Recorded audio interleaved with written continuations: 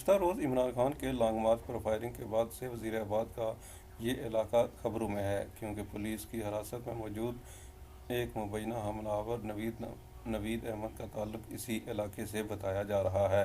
وزیر آباد میں اللہ والا چوک کے مقام پر جب تحریک انصاف کے لانگ مارچ کا کنٹینر پہنچا تو وہاں اچانک فائرنگ ہوئی، جس کے نتیجے میں سابق وزیر اعظم عمران خان سمیت بعض دیگر لوگ زخمی ہوئے تھے۔ اس کے فوری بعد تحریک انصاف کے کارکنان مبینہ حملہ آور نوید احمد کے پیچھے بھاگے، جنہیں انہوں نے فائرنگ کرتے ہوئے دیکھا تھا، اور ایک کارکن نے تو انہیں فائرنگ کے دوران روکنے کی بھی کوشش کی تھی۔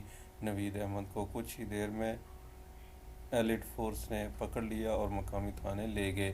اس واقعے کا مقدمہ تاحال درج نہیں کیا گیا اور نہ ہی پولیس نے کوئی باقاعدہ بیان جاری کیا ہے۔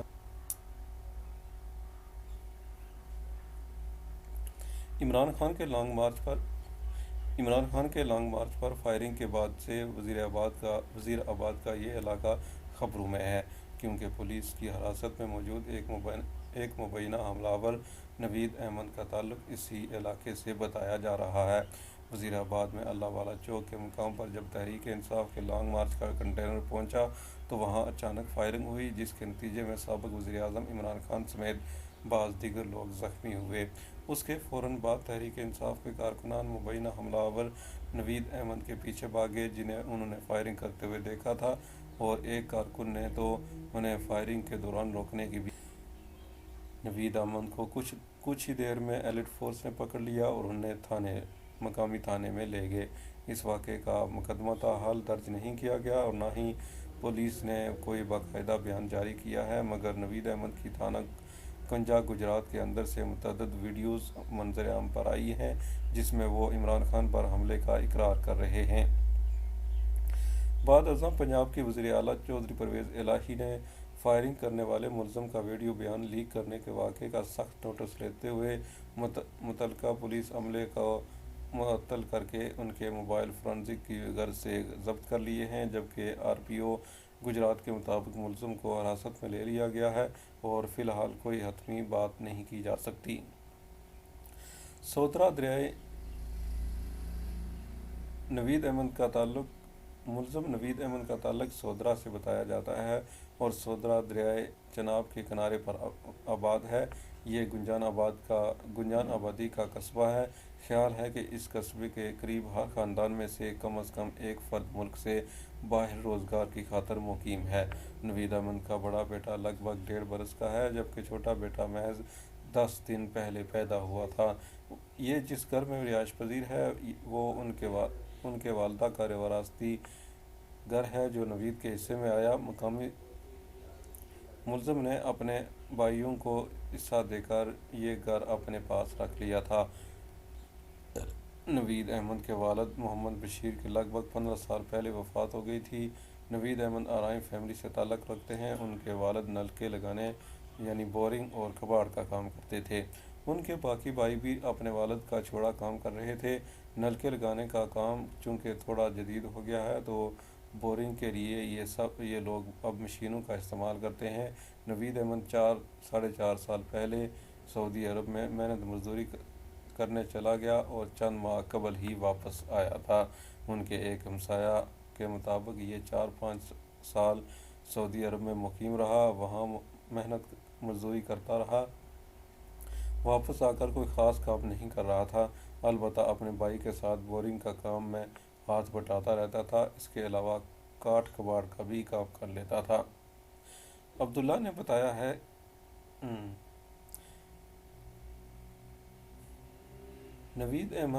بتایا جاتا ہے کہ نوید احمد سنی بریلوی مسلک سے تعلق رکھتے ہیں۔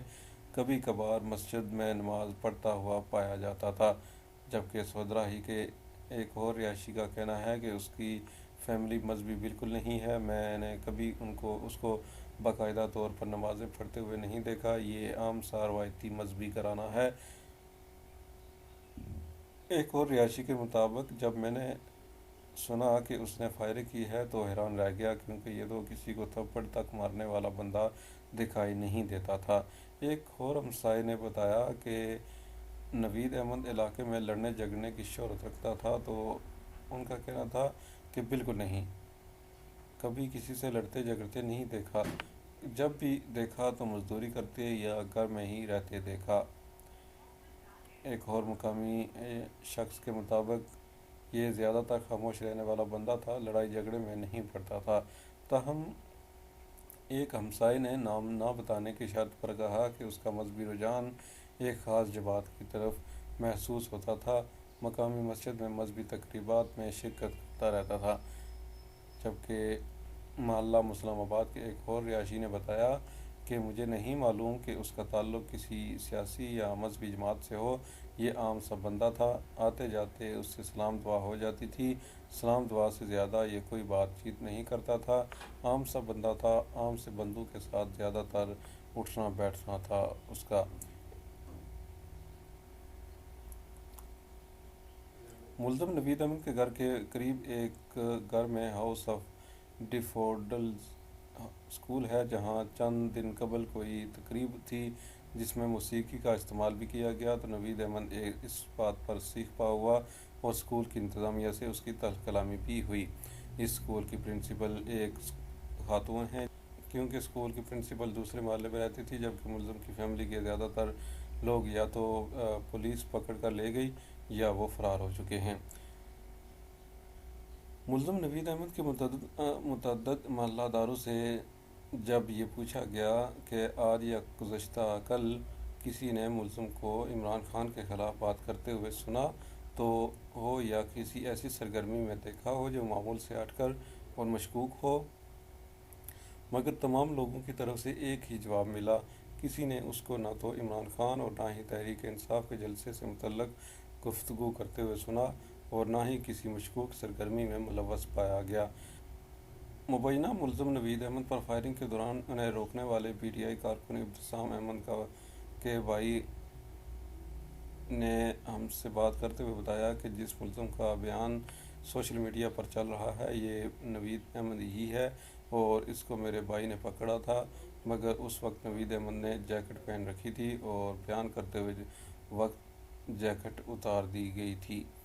ابتسام نے مقامی چینل کو انٹرویو دیتے ہوئے کہا کہ وہ کنٹینر سے تقریباً 15 فٹ کے فاصلے پر تھے، جبکہ نوید ان سے دائیں جانب تقریباً 10 فٹ کے فاصلے پر تھے۔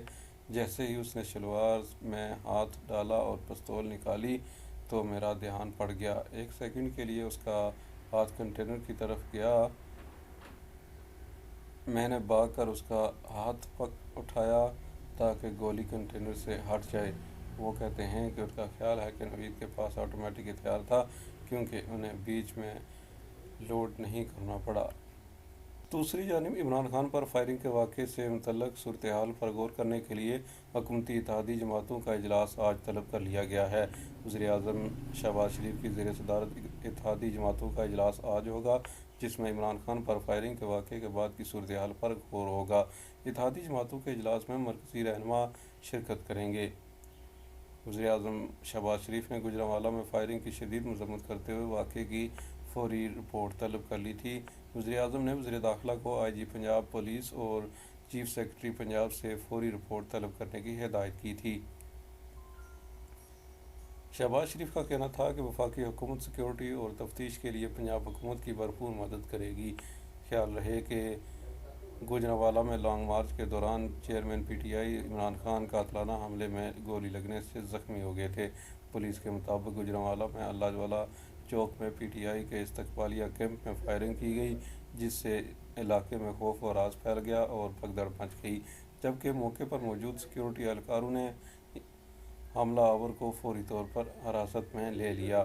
اللہ والا چوک پر فائرنگ کے بعد سیکورٹی اہلکار فوری طور پر عمران خان کے پاس پہنچ گئے اور انہیں حصار پہ لے کر بلٹ پروف جیکٹ ان کے سامنے کر دی تاکہ چیئرمین پی ٹی آئی گولی لگنے سے زخمی ہوئے ہیں۔